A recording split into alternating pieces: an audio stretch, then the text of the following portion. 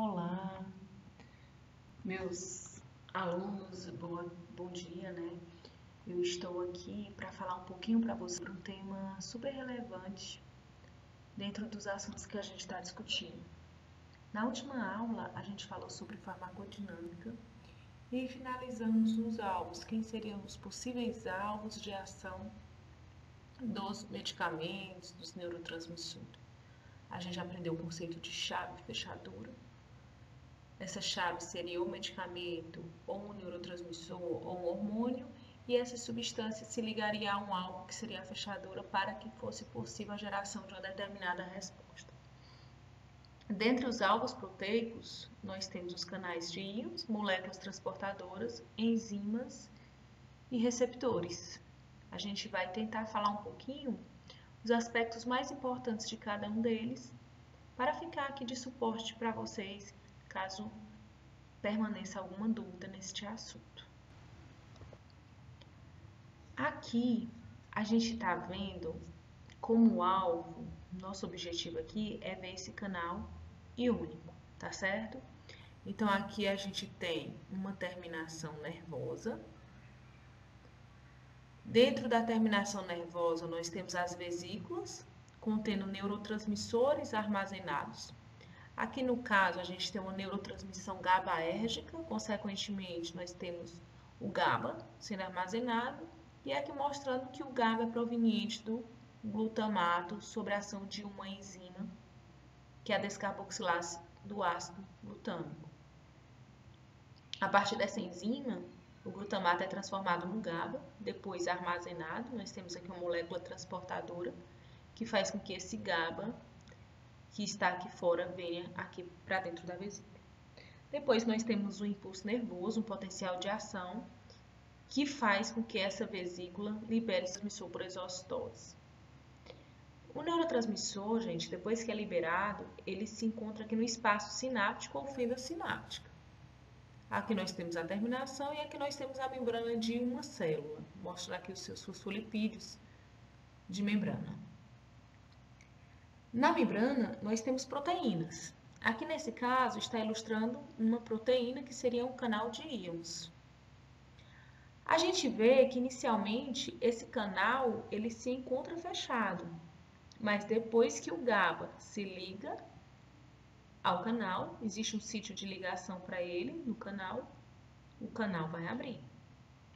O canal abrindo, os íons começam a entrar através desse canal e passam da fenda do meio extracelular para dentro da célula, para o meio intracelular. Como o cloreto apresenta negativa, é um ímã de carga negativa, ele vai acabar deixando a minha célula, a minha membrana, do lado de dentro, carregada negativamente, fazendo com que a minha membrana fique hiperpolarizada. Consequentemente, a gente vai ter a diminuição de uma determinada resposta, porque a gente vai impedir a passagem do potencial de ação. Quando a membrana fica negativa por dentro, fica hiperpolarizada, o potencial de ação ele não passa, enquanto ela estiver desse modo. Aqui a gente está vendo um exemplo ilustrativo sobre isso, mostrando aqui da mesma forma a ação do neurotransmissor, o GABA que foi liberado da vesícula, se ligou ao receptor. O receptor do GABA, pessoal, no sistema nervoso central, é o receptor GABA-A. Observe que após a ligação do GABA ao receptor, o cloreto se abre e o cloreto ele vai passar para o meio intracelular, ele vai para dentro da célula, deixar a membrana carregada negativamente, consequentemente promovendo a hiperpolarização. Então, isso é a mesma coisa que a gente viu no slide anterior, só que de uma maneira mais ilustrativa. Já aqui a gente tem uma particularidade, a gente tem um medicamento, que é o diazepam, se liga também nesse mesmo receptorzinho, como vocês podem observar aqui, se liga também no GABA. Quando o diazepam se liga, pessoal, observe que o GABA, o neurotransmissor, ele vai ficar mais tempo ligado ao seu receptor. Se ele fica ligado mais tempo ao receptor, consequentemente, a gente vai ter a abertura desse canal, mais tempo, a entrada de mais cloreto na célula e um efeito negativo ainda menor, ainda maior. No caso, a gente sabe que o diazepam é um inibidor, é um depressor do sistema nervoso central e essa depressão está associada a esse aumento da corrente de cloreto ou aumento do influxo do cloreto para o interior da célula. Então, é assim que funciona um canal iônico como alvo de ação de alguma droga. Já nesse outro lado, a gente tem um receptor também, um canal iônico, como a gente pode observar aqui, só como alvo para um neurotransmissor. Eu acredito que vocês já devam ter ouvido falar sobre a acetilcolina. A acetilcolina é um neurotransmissor produzido aqui na terminação nervosa, a partir do seu precursor colina, que será captado, sofrerá ações enzimáticas, sendo convertido em acetilcolina. A acetilcolina, após formada, é armazenada em vesículas, após o impulso nervoso, após o potencial de ação, ela vai ser na fenda sináptica. Essa acetilcolina liberada na fenda sináptica se liga ao seu receptor. Aqui, no caso, a gente tem ilustrado o receptor nicotínico, como a gente pode observar aqui, da acetilcolina, que é um canal de sódio. A acetilcolina ela tem dois sítios de ligação. Observe que a gente tem duas moléculas de acetilcolinas ligadas ao receptor. Após a ligação, abre-se o canal de sódio. O sódio entra na célula, o íon sódio. O íon sódio apresenta carga positiva. Após a sua entrada, ele promove um aumento da potência, digamos assim, da célula. Ela fica carregada mais positivamente, ok? Após essa despolarização da minha membrana, a gente vai ter aumento da liberação de cálcio a partir do retículo sarcoplasmático. Esse cálcio depois vai interagir com os filamentos de actina e miosina, favorecendo o processo de contração da musculatura esquelética. Aqui, pessoal, só para salientar, nós estamos diante de uma junção neuromuscular, ou seja, um encontro, uma comunicação entre o neurônio e o músculo esquelético.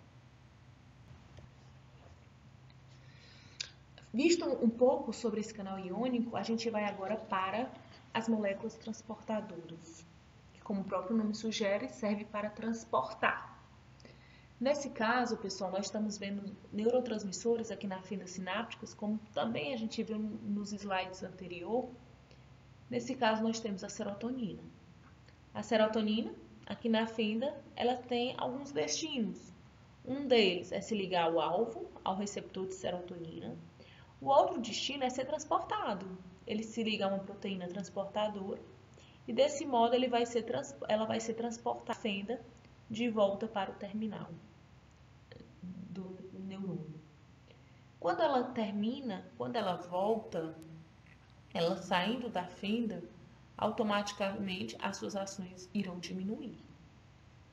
Ok? Nessa figurinha, nós temos ilustrando aqui a ação da fluoxetina, que é um conhecido agente antidepressivo, né? Principalmente, fluoxetina hoje em dia vem sendo muito utilizada também como coadjuvante, adjuvante na realidade, no tratamento da obesidade.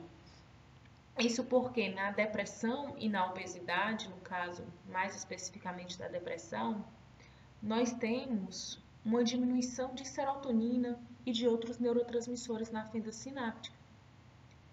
Dessa forma, a gente precisa, para melhorar o quadro de depressão, aumentar a quantidade de serotonina aqui nesse espaço, porque esse neurotransmissor só terá ação se ele estiver livre para se ligar ao alvo, ok?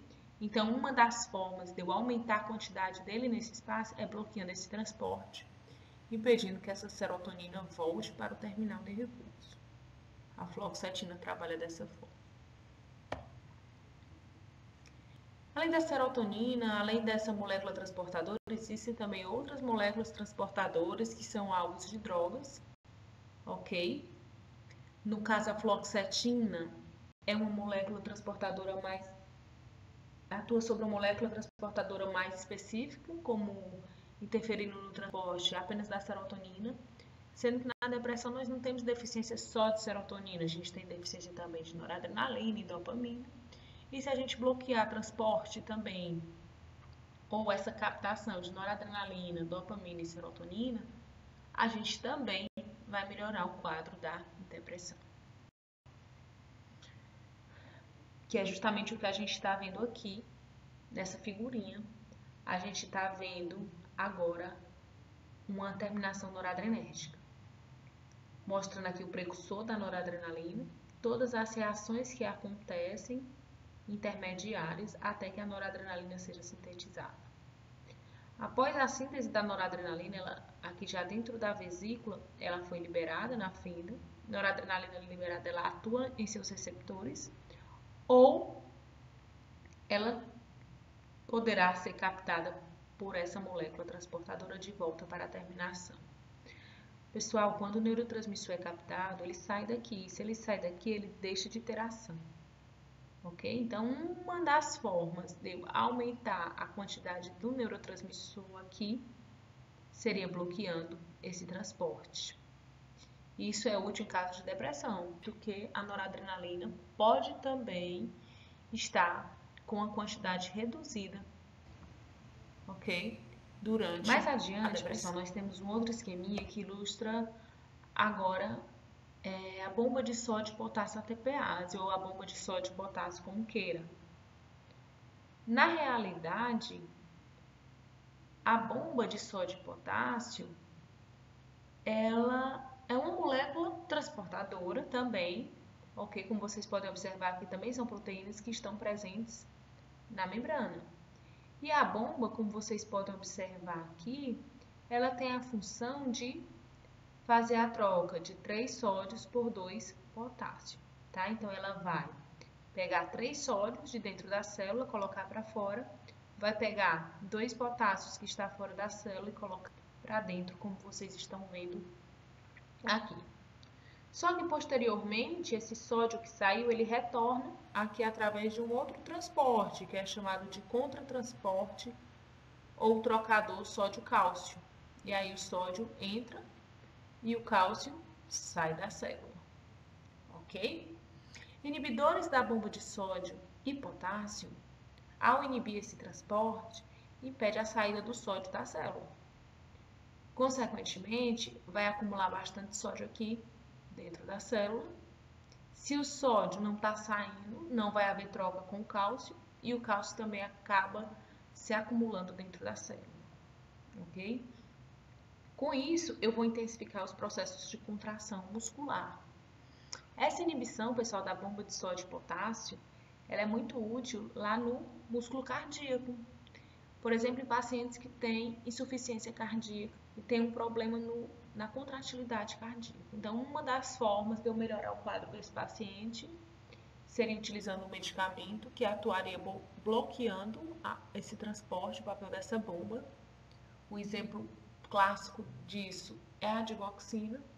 Dessa forma, eu faço com que haja acúmulo maior de sódio, cálcio, consequentemente, uma maior contratilidade cardíaca, um maior bombeamento, consequentemente, do sangue.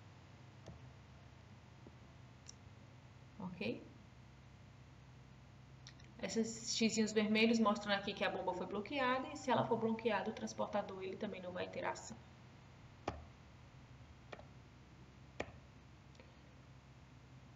Aqui, pessoal, essas setinhas estão ilustrando que o cálcio ele ia interagir com os filamentos de actina e miosina para que ocorresse a contração muscular, né? O que a gente está vendo aqui. Então, se eu tenho maior quantidade de cálcio aqui, maior interação entre os filamentos de actina e miosina também.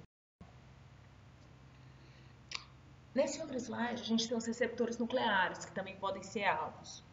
Para todos os outros receptores, a gente viu os receptores presentes na membrana da célula.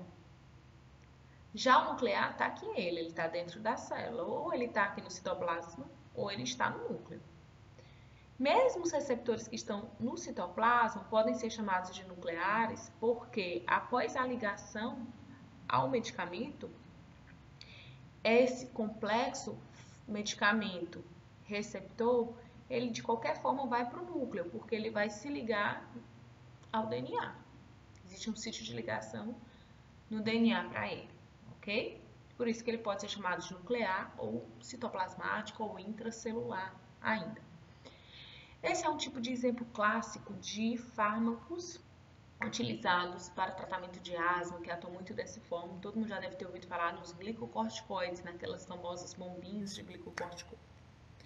Pessoal, o glicocorticoide, para exercer a ação, ele se liga em um receptor nuclear.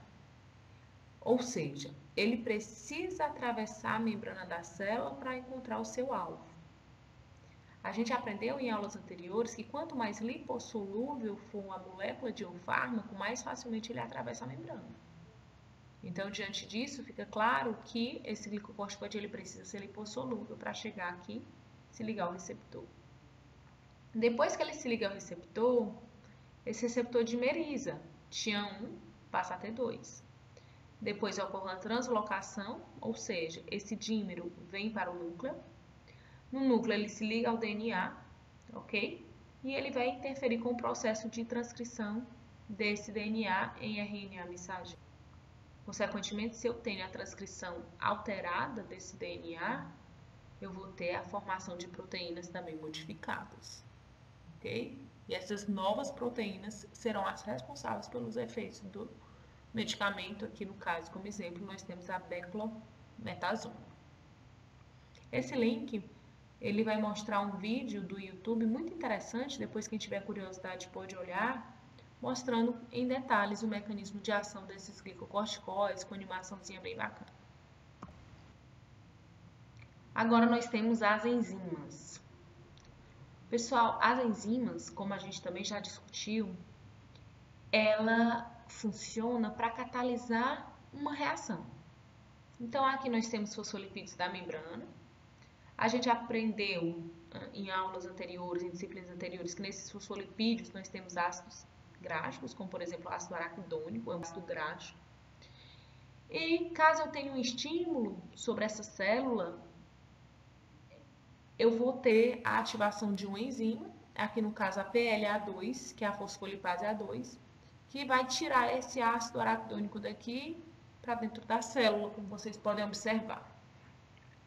Esse ácido araquidônico funciona como substrato para outras duas enzimas, a COX-1 ou ciclooxigenase 1 e a ciclooxigenase 2. Em seguida, a ligação entre o ácido araquidônico e a COX-1 e COX-2 vão dar origem aos produtos, que são as prostaglandinas. Agora a gente não vai detalhar qual o papel de todas essas prostaglandinas, não. Eu quero só que vocês entendam que o ácido araquidônico é o substrato para a enzima COX e as prostaglandinas seriam o produto. Essas prostaglandinas, muitas, estão envolvidas em processos inflamatórios. E se a gente, consequentemente, inibir a produção das mesmas, a inflamação vai diminuir, a dor vai diminuir e a febre também vai diminuir. Então, uma das formas da gente diminuir o processo inflamatório é inibir a ação dessas enzimas. Inibindo a ação dessas enzimas, a gente não vai ter a conversão do ácido araquidônico em prostaglandinas. Os AINES, né, como por exemplo a aspirina, a dipirona, o diclofenaco, atuam dessa forma, inibindo essas enzimas, COX-1 e COX-2. Mais na frente a gente vai também estudar isso com maiores detalhes. Então, aqui mostrando o estímulo sobre a enzima, sobre a fosfolipase A2 e, consequentemente, a ativação do ácido araquidônico. Aqui nós temos outra enzima muito famosa, muito conhecida também. Daqui ela, é a ECA. A ECA, pessoal, participa de uma via muito importante do sistema angiotensina-aldosterona. E esse sistema, ele é ativado principalmente quando a gente tem uma hipotensão do paciente. Ok? Então, seria um mecanismo compensatório para tentar reverter essa diminuição brusca da pressão arterial. Então, quando o paciente tem uma hipotensão, ou quando o paciente tem uma perda de sangue significativa, o fígado vai aumentar a sua produção de angiotensinogênio, é uma substância produzida lá no fígadozinho. O angiotensinogênio, por sua vez, vai sofrer a ação de um hormônio, ok? Há quem diga que seja também uma enzima angiotensinogenase, que é a renina, e esta, por sua vez, vai converter o angiotensinogênio em angiotensina 1. A angiotensina 1 vai sofrer a ação de uma outra enzima, que é a conversora de angiotensina, ECA, sendo convertida em angiotensina 2. A angiotensina 2, por sua vez, ela vai atuar em seus receptores, ok? Presentes aqui nas células endoteliais. Aqui nós temos o receptor da angiotensina 2 ilustrado como receptor AT1. Vai fazer com que haja, então, a vasoconstricção por atuar nesse receptor.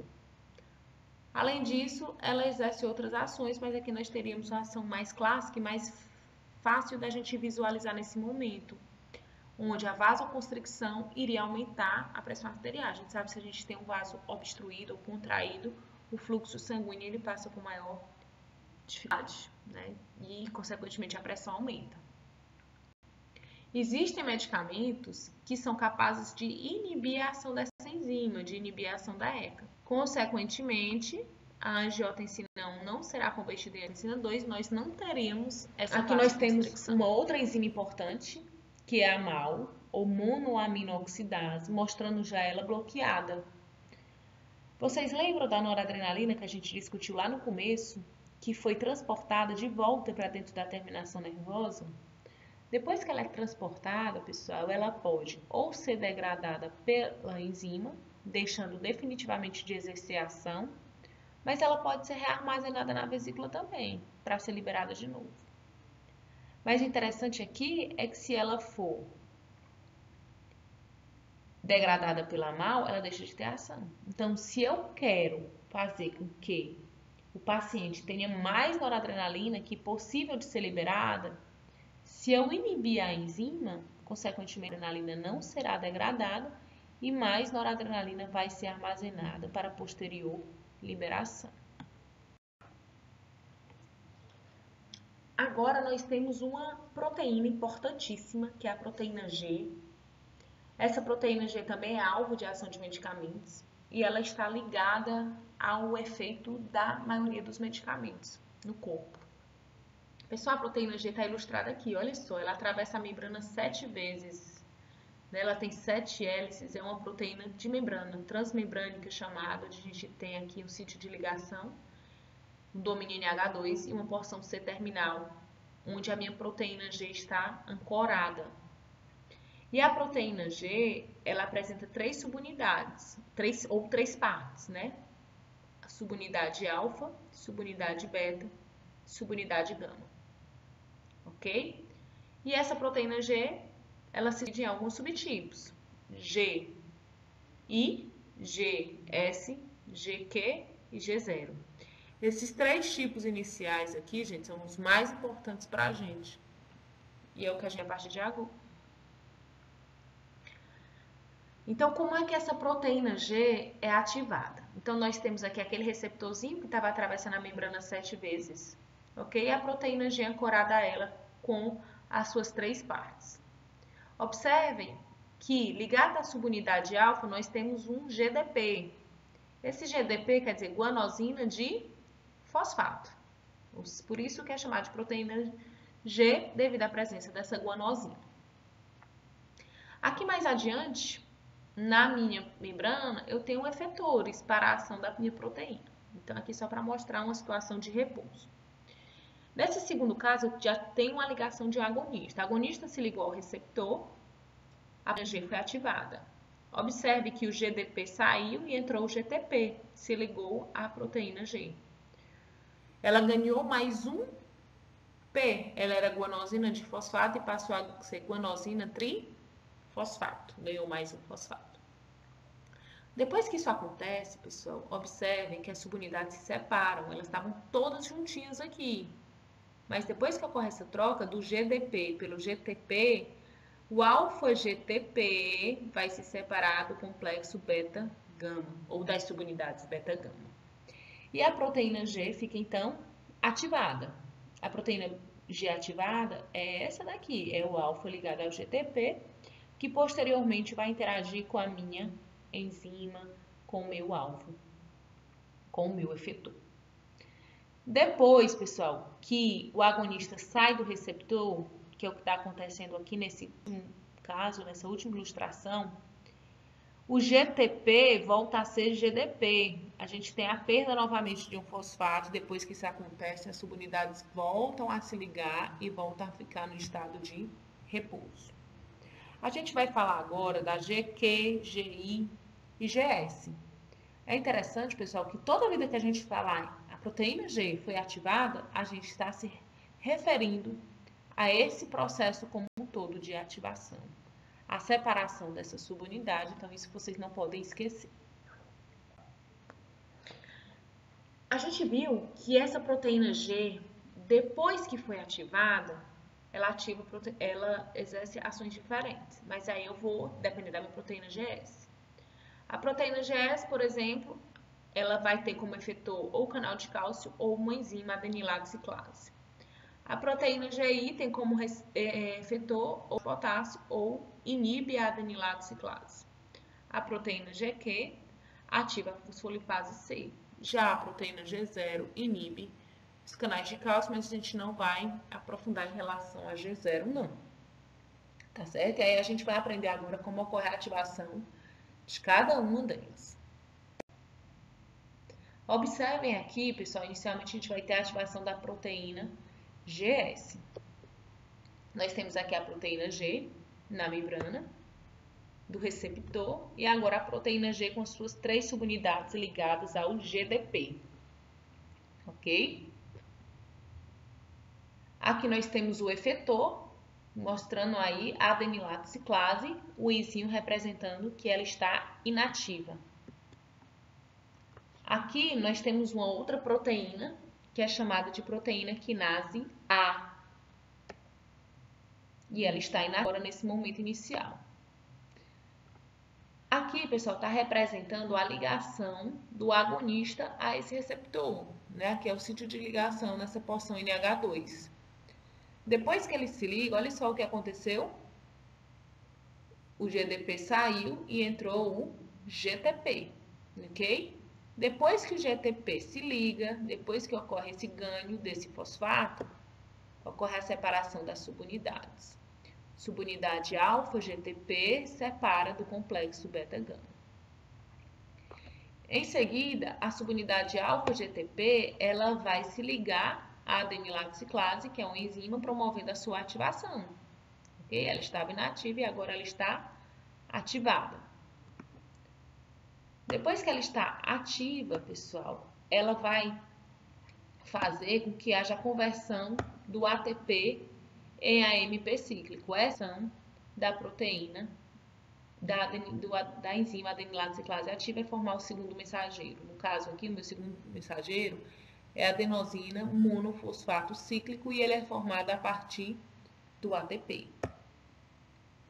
O AMP cíclico, pessoal, por sua vez, é o segundo mensageiro, é quem vai ser responsável pela ação, tá certo? A gente vai ter um aumento da sua concentração dentro da célula.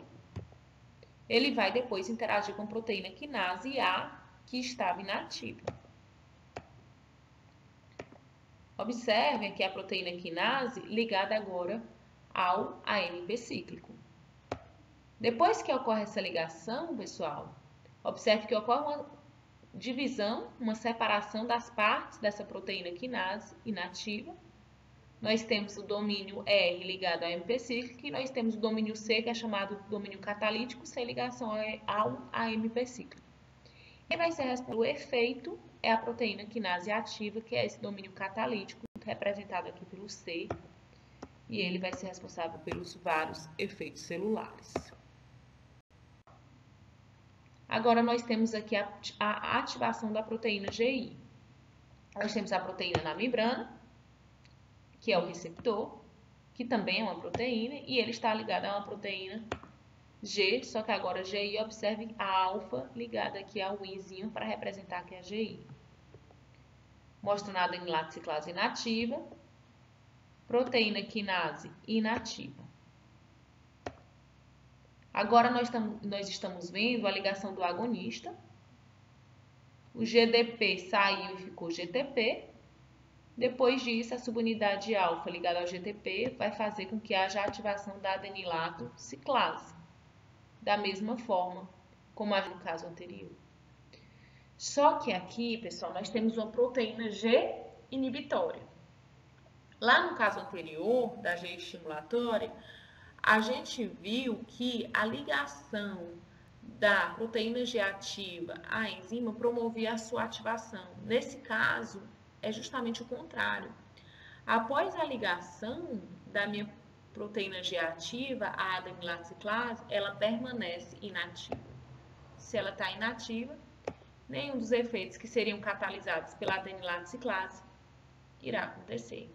Então, a gente não tem a produção de ALP cíclico, ok? Consequentemente, a proteína quinase, ela não vai ser ativada na mesma proporção. E os efeitos são resultado dessa diminuição da ativação. Aqui nós temos agora a proteína GQ, a mais com todas elas, mas não difícil, só um pouco mais rica em detalhes.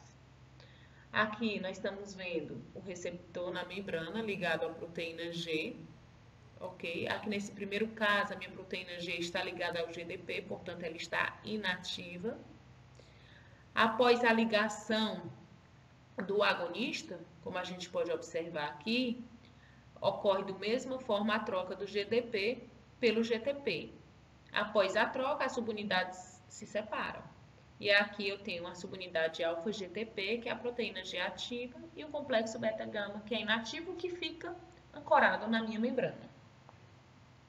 A proteína G ativa, que no caso a GQ, ela vai interagir com outra enzima. Ela vai ativar agora a PLC, que é a fosfolipase C. E a fosfolipase C, ela interage com fosfolipídios da membrana. Aqui no caso nós temos o PIP2, que é o fosfatidil inositol. A PLC, fosfolipase C, ela quebra o PIP2. Ela transforma o PIP2 em 2 segundos mensageiros, que é o trifosfato de inositol e o diacilglicerol. O trifosfato de inositol, ele vem para dentro da célula, como vocês podem observar aqui.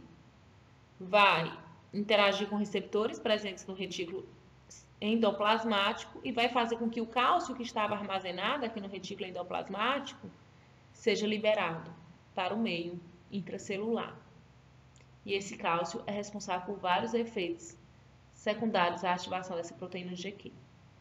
O DAG, por sua vez, que é o diacilglicerol, ele interage com outra proteína, chamada de PKC, ou proteína quinase C. Essa proteína ela vai fosforilar resíduos de serina e treonina em proteínas, ou seja, resíduos de aminoácidos em proteína, fazendo também com que hajam os efeitos celulares. Então, juntos, os efeitos celulares são em virtude do aumento da concentração de cálcio intracelular e da ativação da proteína quinase C. Pessoal, eu espero que com esses slides, com essa apresentação, a gente consiga esclarecer as dúvidas remanescentes. Caso fique ainda alguma coisa, me procurem. Tentem completar os cards quem não conseguiu ainda, porque eles são fundamentais para a compreensão desse assunto. Esse assunto é essencialmente importante para a gente dar seguimento na nossa disciplina. Sucesso a todos e bons estudos!